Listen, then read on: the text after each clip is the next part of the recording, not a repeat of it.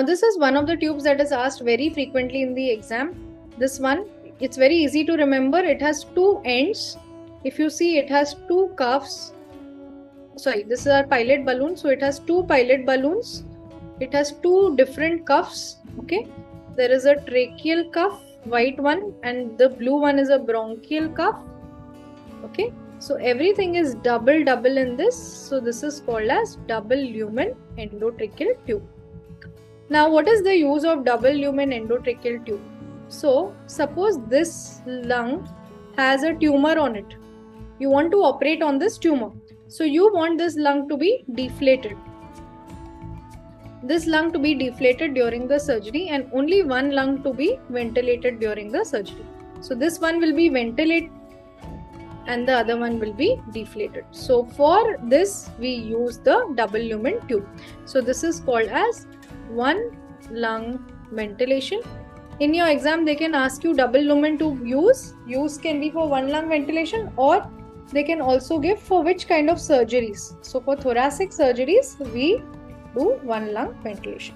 Okay, now the next tube that you can see over here. So look at this tube. You can see there are metallic rings inside this tube. Can you see it?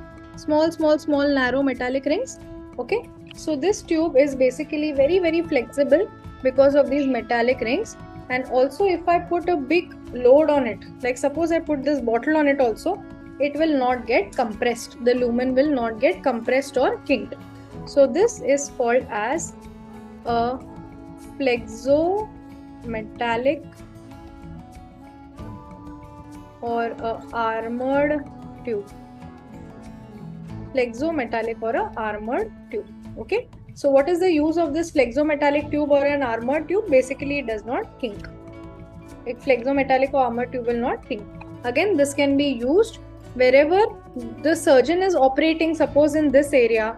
So if he tries to put his retractor or his hand on the surgical area on the tube, then the tube should not get kinked. Okay, or the tube should not get compressed. So wherever you're sharing the airway with the surgeon, so mainly oromaxillofacial surgeries or neurosurgeries. In neurosurgeries, you turn the head to one side or you turn the head. So while turning, the tube gets kinked inside. So we prefer to use these tubes. Okay.